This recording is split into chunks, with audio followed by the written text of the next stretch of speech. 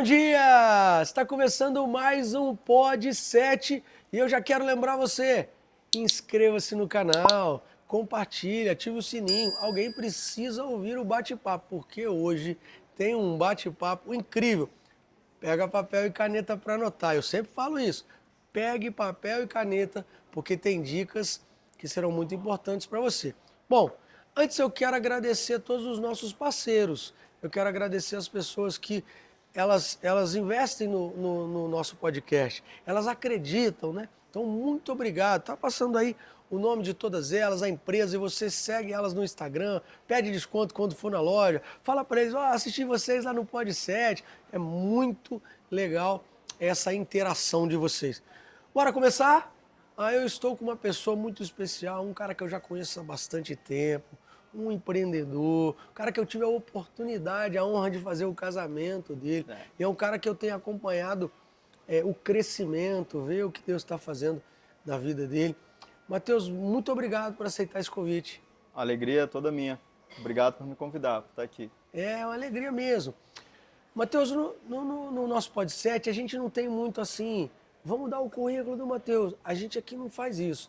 A gente faz assim, quem é o Matheus? Bom, me chamo Matheus Balodi, né? Sou casado com a Paloma, cristão, empresário, e hoje sou convidado também do Pastor Leite em estar aqui com esse papo super agradável, para a gente trocar uma ideia sobre empreendedorismo. E vai ser incrível. E vai ser incrível. Bom, sabendo, se apresentando porque é importante, o pessoal já pegou papel e caneta. Eu conheço o Matheus lá de trás, sabe, quando o Matheus tinha alguns sonhos que ainda estavam no papel. Eu me lembro que eu fui no escritório da Carioca bem no começo, né? Eu acredito que você tinha uma loja e você tinha um sonho de se tornar aquela loja numa franquia. Tempo passou, o Matheus cresceu, se tornou cada vez mais um homem de Deus, mas se tornou um grande empresário, um empreendedor. A gente estava aqui antes batendo papo, chupando aqui um picolé aqui delicioso da Carioca, que evoluiu muito. Conta essa história pra gente. Pega desse comecinho aí, traz até hoje pra gente um pouquinho. Bom, antes da Carioca, eu era vendedor, né? E a minha experiência era em fazer marketing multinível. Foi assim que foi meu primeiro contato com esse viés de venda, de produto, né? De empreendedorismo, digamos assim. E fiquei 5 anos nesse formato de venda direta, lidando com o público. Antes disso eu era da Marinha, fui militar, então nada a ver com o que eu faço hoje. Só que eu tive esse contato de produto, de vender, de conversar. Eu era muito tímido. Então, nessa época, esses 5 anos, eu precisei me aprimorar, desenvolver em relacionamento com pessoas para alcançar algum resultado. E nós alcançamos, eu falo nós porque trabalhávamos já, minha esposa e eu, na época. Na época ela como minha noiva, né? E a gente recebeu uma premiação, a gente ficou entre os maiores resultados do Brasil e a empresa levou a gente para Punta Cana, no Caribe, para um jantar. E quando nós viemos de lá, eu vim pensando em sair da empresa e as pessoas acharam que eu não gostei desse jantar, que tinha acontecido alguma coisa. Mas na verdade já havia um tempo, Leidson, dentro de mim que eu estava ruminando algumas ideias. Eu já escrevia composições, escrevia músicas no meu violão, no meu teclado. E essa parte criativa sempre foi muito forte para mim. Só que eu tentava implementar alguma melhoria na empresa, alguma melhoria no processo e era vetado, porque de fato não era o meu negócio, né? E foi por isso que eu saí. Eu saí não para abrir a Carioca, eu saí para deixar minha mente livre, para pensar em algumas coisas. E eu gostei muito quando eu conheci o ramo de sorvete, ramo de picolé, de açaí, né, no Brasil, enxergando vários problemas, várias dificuldades, vários erros das empresas. Eu falei, é aqui que eu vou atuar, porque eu vou chegar com acertos, eu vou chegar com inovação. E foi aí que começou. Obviamente, no começo as coisas não deram muito certo, porque a gente foi ajustando algumas coisas, pegando expertise, né? Mas sempre fui vendedor. Então hoje, apesar, igual você falou, ser um grande empresário e tal, continuo sendo vendedor. Só que hoje eu vendo um pouco mais porque a gente vende em escala, vende através de equipe, né? E ser um grande empresário, colher os louros, é uma consequência de fazer uma venda bem feita. Uau! Você anotou, né? Na primeira fala aqui, quanta instrução e quanta qualidade naquilo que o Matheus está ensinando. Quantos anos, Matheus, mais ou menos? Não, a Carioca. 8. 8 8 anos. anos. 8 anos do dia da fundação, idade? 32. 32, um jovem empresário na cidade. Bom, aí beleza, a Carioca chegou hoje fazendo essa escala. Quantas lojas? A gente está indo para 20. Carioca, Até a próxima você temporada conseguiu. a gente tá indo pra 20. Como foi a transição para se tornar franquia? Que era o seu sonho que estava no papel. Quando a gente sentou nessa conversa, você me mostrou. Na verdade, você queria. A gente conversou bastante, a gente tinha uma pessoa em comum que a gente queria conectar para pegar algumas experiências e que nem foi, e que Deus tinha algo muito maior para você. Mas e aí? Como foi essa questão da franquia e como é hoje? Certo. Boa pergunta. A gente está indo para 20 lojas, né, nessa temporada e com em torno de 200 revendedores. Esses 200 revendedores são padaria, lanchonete, supermercado. Legal. Que tem o sorvete da Carioca. No freezer dele. Pô, legal. Igual algumas concorrências Com algumas que a gente conhece. legal. Deixa o freezer incomodato e ele faz a revenda. Só que loja oficial da Carioca, nós estamos abrindo esse número de 20. No começo, a gente implementou a loja. A gente era aquela modelo tradicional de sorveteria. Mesa, cadeira, fazer bola. E era lindo de ver porque a loja ficava cheia. Tinha um calçadão de Copacabana fazendo os detalhes da loja, tocando Tom Jobim, Bossa Nova. Era bonito. Só que a gente percebeu que as pessoas estavam levando muito tempo para consumir dentro da loja porque elas estavam aproveitando o ambiente. Mas o faturamento não era tão interessante porque ninguém come um pote desse aqui na hora. Não sei você. Não. Você tem cara que come, hein, Leite? Não como pode desse todo aqui. Não. Então a gente... Como uma semana toda. Uma semana? Uma semana. Então a gente mudou a nossa estratégia e começou a investir em variedade ao invés de mesa. A gente tirava a mesa e colocava mais freezer, mais produto, mais variedade. Conforme a gente foi aumentando o giro, o preço foi caindo.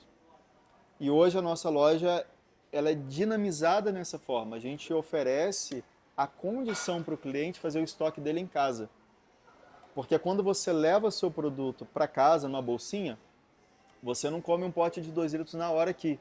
Só que se você abastecer em casa, você vai comer. É depois do almoço, é depois da janta, Isso é à aí. tarde, você oferece para uma visita. Então, o nosso feeling mudou. Você não vai 2 semanas, 2 vezes na loja na semana ou uma vez na semana. Todo Não dia vai. seu produto está lá. Se você depender de ir à sorveteria para consumir, fica aquela média baixa que hoje é a do brasileiro, que é de 6,5 litros de sorvete por ano. É muito baixo. Muito baixo. Então, o que a gente fez? A gente fomenta que o cliente leve para casa. Porque se ele depender de ir à sorveteria para experimentar sorvete, o nosso negócio não iria virar da forma que a gente queria. Então, a gente fomenta que ele leve para casa, deixando um mix de mais de 120 produtos no nosso catálogo disponível para ele. Porque hoje, quando a pessoa vai a uma padaria para consumir sorvete, ela encontra 4 sabores. É napolitano, chocolate, flocos, morango, meia dúzia de picolé e caro. Que são vários intermediários, né? Então, quando a gente corta os intermediários, deixa uma loja de fábrica, a gente acima de R$50 em compra, tudo cai de preço. Então, a gente fomenta que ele leve. E aí o consumo dos clientes onde a gente monta a loja aumenta demais ali em volta da loja. O raio que a gente oferece de exclusividade para os franqueados é de 50 mil habitantes. Então, ele pode atender com larga tranquilidade os clientes finais, cliente de revenda, farmácia, mercado, padaria. O pessoal tem ficado bastante satisfeito. A gente fez isso no começo, né? Então a Carioca nem sempre foi sucesso em tudo, acertamos. A gente teve que ajustar. Então a gente foi ajustando, dava errado, a gente ajustava aqui, ajustava dali.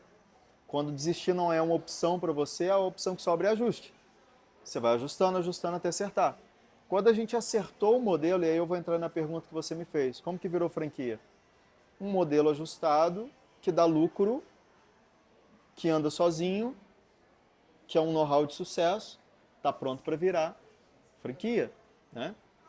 Então a gente esperou dar 1 ano para testar todas as estações do ano naquele portfólio, naquela marcação de preço, naquela forma de atendimento. Aí funcionou numa região. Só que às vezes poderia ter sido específico naquela região. Aí a gente abriu em outra região. Vamos ver se funciona aqui. Abrimos 3 lojas, esperamos 1 ano em cada loja para ver como ia ser as estações. E aí a gente montou o processo de franquia. Toda a documentação, as classes registradas no INPI. Porque para você montar um processo de franquia, é diferente da sua experiência do varejo. Você fabrica um bom produto, acerta um bom preço, cria uma logística e um atendimento para o varejo. Você fez sua empresa aí, os ciclos, né? Faz seu marketing, você tem essas engrenagens. Produção, marketing, logística, atendimento ao cliente. O processo de franquia já é um canal de uma linguagem diferente para o franqueado. É uma outra parte do seu escritório que atende a um outro cliente. Não é a mesma linguagem do varejo, não é a mesma linguagem do franqueado. Entende? Então a gente teve que ajustar tudo isso tudo e aprender, pegar essa mão de vender franquia, de receber, de levar o franqueado para a loja física para ele experimentar o produto.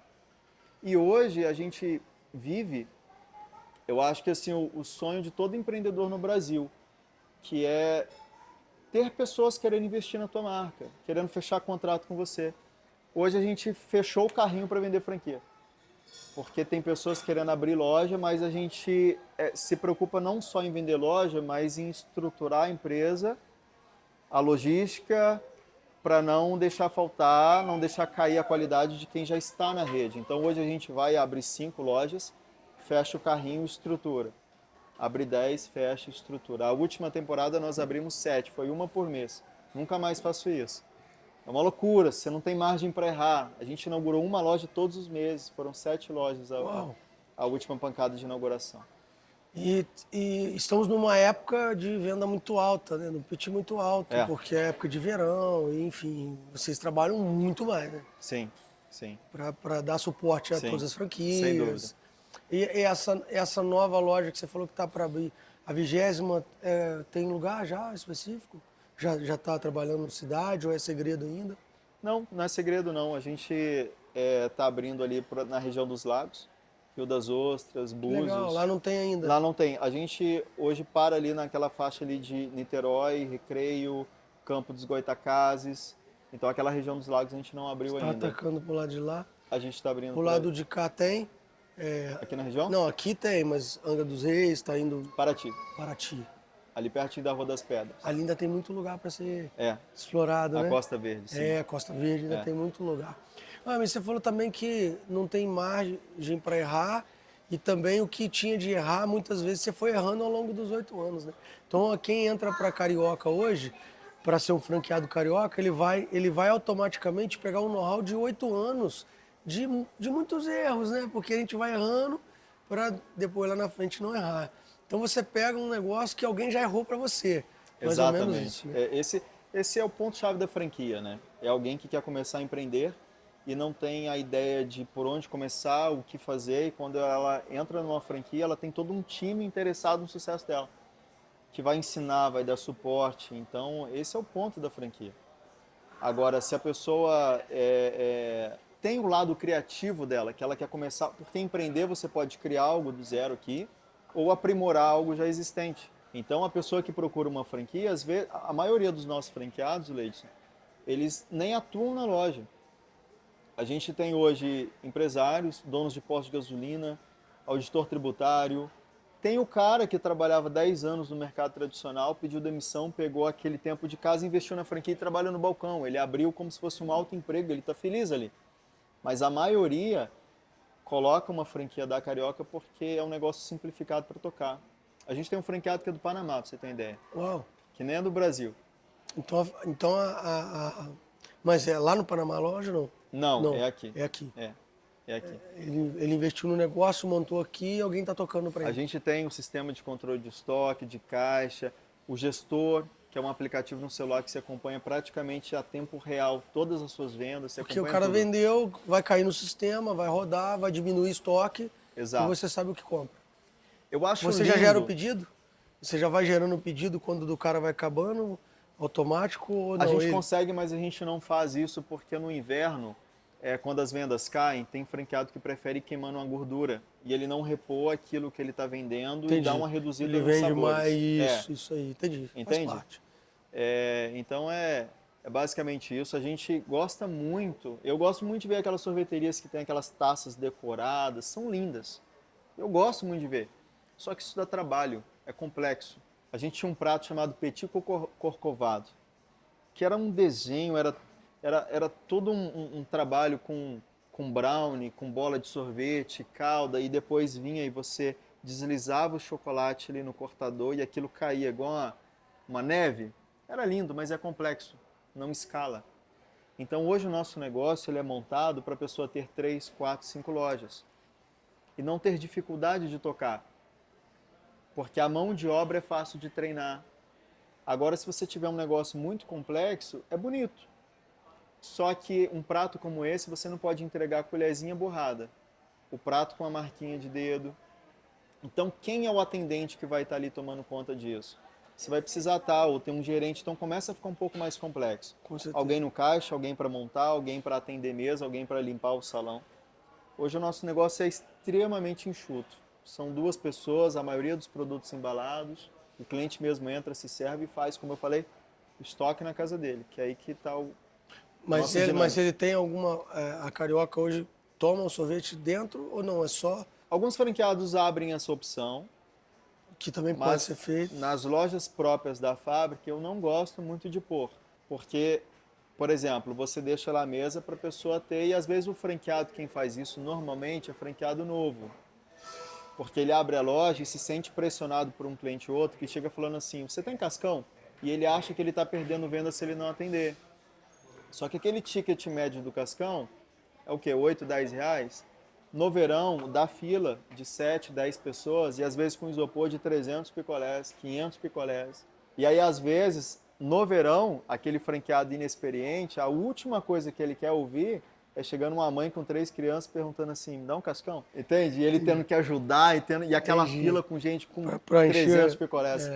Então, normalmente, quem tem mais de um ano, normalmente, não põe o self-service, mas tem uns casos ou outros que colocam sim, a pessoa coloca mais gente para atender, mais mão de obra. Depende de cada caso, né? Às Depende vezes de cada caso e cada região. Tem região que as lojas, o público-alvo são carros que passam e param para levar para bairros que estão indo, lado contrário do centro da cidade. Ninguém enche o carro para ir para o centro, mas na volta as pessoas levam para casa. Mas tem loja que fica no centro e não tem lugar para carro parar. Então já é aquele consumo de impulso. Aí funciona, um cascão, uma casquinha. Muito bom, muito bem explicado. Você trouxe aqui, né? Você trouxe aqui para mostrar pra gente, ó, aqui, ó. Esse é a marca da Carioca. Tem o açaí também, a gente não falou do açaí, né? Além do sorvete, do picolé, tem o açaí também, Sim. isso? São mais de 100 produtos no nosso mix. Picolé, muitas coisas, linha zero. Bom, tem uma Carioca perto de você? Vai lá experimentar, vai lá consumir, leva para sua casa, já compra um potezinho, leva para casa. E eu tenho certeza que você vai adorar. Matheus, vamos lá. Deixa eu te fazer uma outra. O nosso quadro é um quadro que a gente bate um papo rápido, Legal. um papo rápido, né? E a gente vai chegando sempre assim no final, porque eu acredito que todos nós, Matheus, a gente tem algo dentro de nós que é latente. Eu chamo aqui de papo de super-herói. É um superpoder que a gente tem e que é maior do que as outras coisas. É aquilo que a gente faz melhor, né? Qual seria o superpoder do Matheus?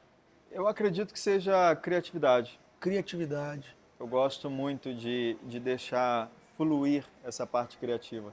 Talvez porque você seja músico também. Pode Isso ser, pode ser. é bem aflorado em Pode você. ser. Você é músico, já gravou, você gosta de escrever. É. Inclusive, a gente tem um livro que você conta um testemunho. É verdade. Né? Foi é bem verdade. legal tem uma página lá sua lá que você foi no Você Nasceu para Voar, de Isso. uma experiência que você teve com uma pessoa. É. Porque você também, não sei se você dá aulas ainda Eu não de tenho mais inglês, tempo para não tem dar mais aula. tempo, É. mas também é professor de inglês, né? Então, e é bem legal. E isso sempre foi muito latente na sua vida, né? Você teve uma experiência muito, muito legal. Então, o superpoder seu é a criatividade. Eu diria que sim. Assim, talvez superpoder tenha a ideia da força, né? De onde vem a força. Eu acho que quanto mais claro a gente tem o porquê a gente faz aquilo que a gente faz, mais mais facilitado fica o como fazer. Talvez não tenha ficado muito claro, eu vou tentar te explicar. Tem um tempinho ainda? Claro, claro. Quando a gente não sabe muito bem o motivo pelo que a gente está fazendo as coisas, quando vem uma adversidade, um problema, as pessoas param no meio do caminho porque elas esqueceram do porquê elas estão fazendo aquilo que elas decidiram fazer. Então, quando a gente tem esse motivo muito claro para nós, vem um problema médio para você e você tem duas opções na frente. Ou você desiste, ou você se torna maior do que aquele problema. E aí você já cresceu diante daquele problema. Problema que às vezes para nós são muito grandes, a gente passa para pessoas que são maiores, para elas é um problema muito pequeno. Então, nunca foi sobre o tamanho do problema. E parece até um pouco clichê eu falando isso, né? Não é sobre o tamanho do problema, é sobre o nosso tamanho, mas isso na prática é verdade. As estatísticas estão aí. A maioria das empresas param de 3 a 5 anos. E não é à toa, é porque as pessoas começam negócios sem saber o porquê elas estão começando. E aí, dependendo do tamanho do problema que vem, ela entrega. Então, talvez a força venha daí. Porque, por mais que às vezes a gente fica cansado, tem dia que é pesado, porque vem muitos problemas e são, na verdade, oportunidades de a gente ficar mais cascudo, né? Hoje eu consigo resolver muito mais problema, muito mais rapidamente do que 3 anos atrás. E com a cabeça boa. Com a cabeça boa. Então, Leides, eu acho que a questão é essa. Por que a gente está entrando nessa jornada de empreender? Sabe? Porque as pessoas elas não dão o máximo de si. Eu não sei se isso vai fazer sentido para você, eu acho que sim. Claro. As pessoas Faz entram, sentido. as pessoas entram no negócio dando 70%, 80%.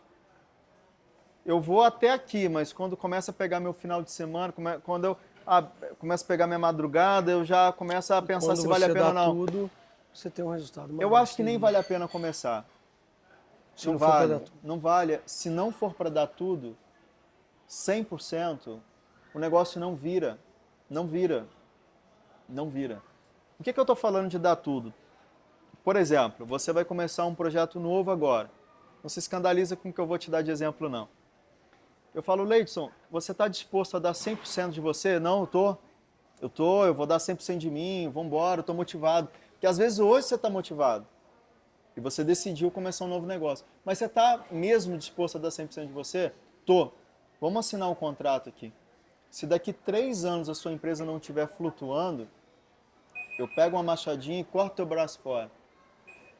Das suas filhas e da sua esposa também. Aí é onde as pessoas pensam. Mas peraí, primeiro eu vou ver, eu vou estudar um pouco mais. Então, na verdade, no final das contas, eu sei que o exemplo foi pesado. Não, mas é um risco. Eu sei que no final das contas, as pessoas elas dão essa bloqueada porque elas não têm certeza se elas vão conseguir. Mas o fato é que todos conseguem. Às vezes você entrou num ramo não legal. Por exemplo, se hoje você entrar num ramo para empreender de vender lâmpada ou televisão tubular, você não vai ter sucesso.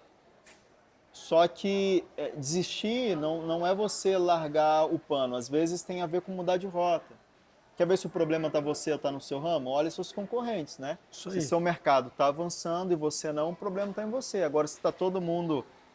Às vezes é mudar a trajetória. Mudar Então, a trajetória. só respondendo um pouco melhor a sua pergunta sobre a força, eu acho que vem daí.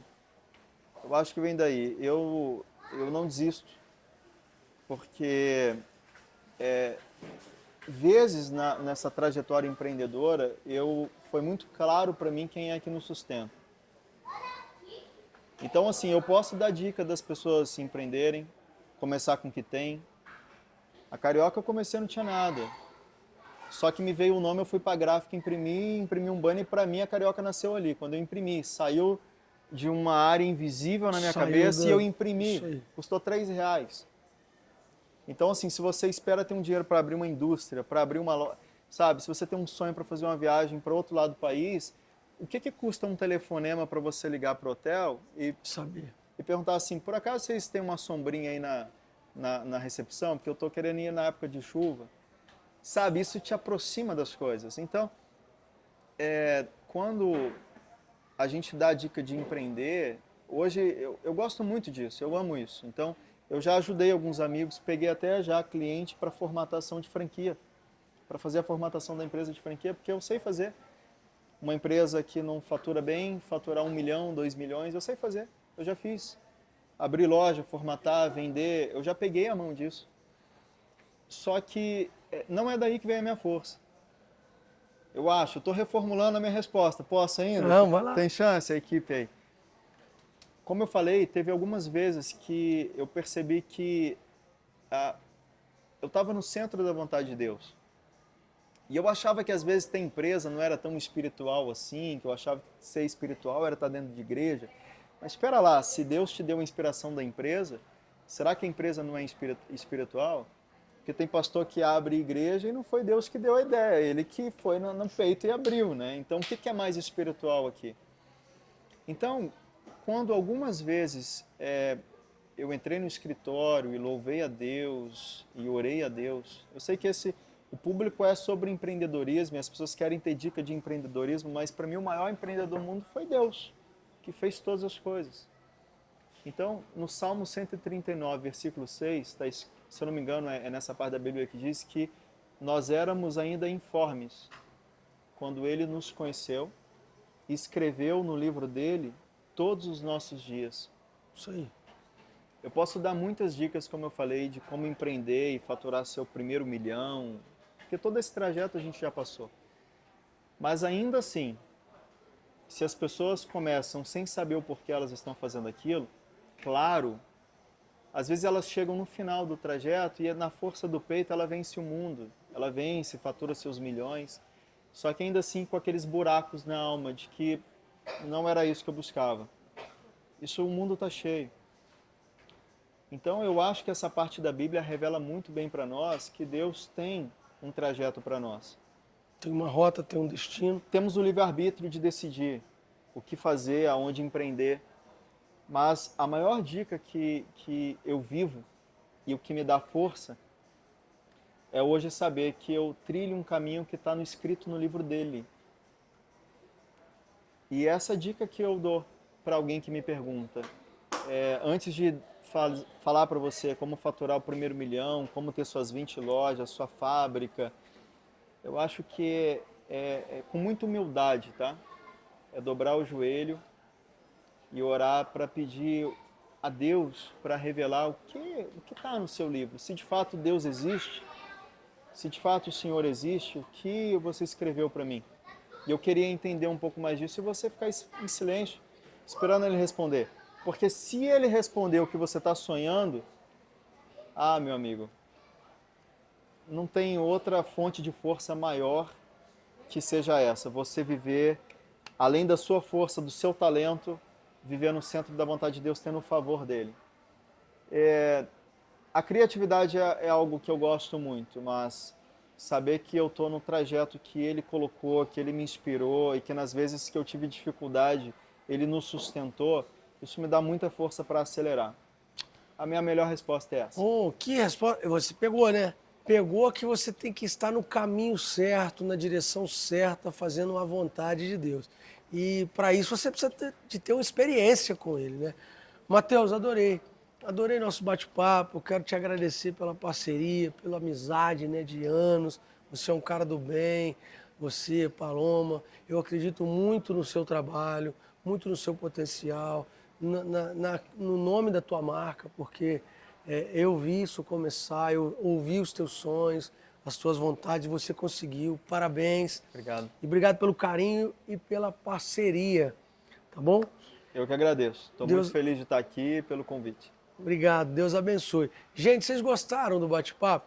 Olha, eu adorei conversar aqui com o Matheus, adorei saber algumas coisas que eu ainda não sabia, mas o grande detalhe é que eu quero agradecer aos nossos parceiros, aqueles que estão trabalhando conosco todo esse mês, debaixo desse novo projeto, né? Então eu quero agradecer o pessoal da Minisoul, né? a Nicole e o Marcos e o Joaquim, nós estamos gravando dentro da Minisul. Quero agradecer o Matheus, da Carioca, que é nosso parceiro master aqui nesse mês. Olha, acreditou no projeto, vamos crescer juntos. Essa empresa é incrível. Obrigado, o Matheus e a Paloma, né? Quero agradecer também o nosso amigo Luciano de Paula Mentor, que é um amigo também muito antigo, que é um amigo já de longa data, que também acredita no projeto do Pod 7, e a Marcela lá do SEMA. Falar em Marcela e SEMA, estão abertas as inscrições. Você que ainda não matriculou o seu filho, você que está procurando uma escola por princípios, onde trabalhem todos os princípios cristãos, o SEMA é essa escola. Então você já pode aí, ó, contactar, fazer uma visita, né? O SEMA está inaugurando um espaço novo, está crescendo. Então procure ali a escola, o número que está aparecendo para você, faça a sua inscrição. E o SEMA tem um desconto especial na mensalidade, na matrícula lá, para quem é aqui um seguidor do Pod 7, do Projeto Vida. Faça essa parceria que você não vai se arrepender. Ok? Olha, eu vou ficando por aqui. Eu te encontro no próximo programa. Não se esqueça de compartilhar o link, inscrever-se no canal, enviar para todo mundo. Deus abençoe. Beijo no coração.